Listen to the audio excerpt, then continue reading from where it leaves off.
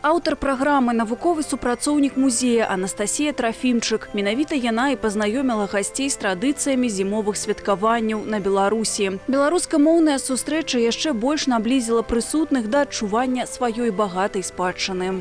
Увогуле, сама по сабе задумка праграмы ўзнікла з-за таго, што мы вельмі рэдка рэфлексуем над тым, адкуль паходзяць самыя розныя святы. Мы святкуем Новы год, ужываем назву каляды і пры гэтым не задумваемся, адкуль яна пайшла.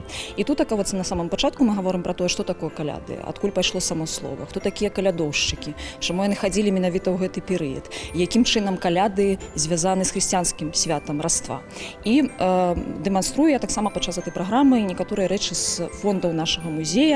Падчас інтэрактыўнай праграмы Анастасія Трафімчук пазнаёміла гасцей з абразом пакланення вешчуноў, басценвіцкага майстра і расказала пра хрысціянскае свята Раство. Хтосьці ўзнавіў свае веды, а хтосьці даведаўся, дзе нарадзіўся Хрыстос, хто такія тры вешчуны і як адзначалі раней гэту важную падзею. Далей госці перайшлі ў партрэтную залу князёў Радзівілаў, дзе дазналіся, як шляхта адзначала каляды. Цікава, што яны ў гэты час праводзілі маскарады. Канешне, не абышлося без размовы пра сучаснае правядзенне зімовых свят.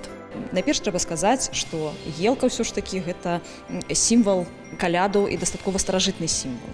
І па-рознаму яе ўпрыгожвалі. Першым яна стала сімвалам Новага года, як каляднае дрэва, яно мела пэўны набор упрыгожвання, да якіх, напрыклад, куды ўваходзілі, напрыклад, вось такія яблыкі, альбо арэхі, альбо цукеркі, ўсё тое, што магло сімвалізаваць салодкасць райскага саду. У канцы сустрэчы госці разам стварылі сімвал каляд – павука, але на гэты раз не традыцыйнага саламянага, а з падручных матэрыялаў – пластылін і драўляныя пруцікі.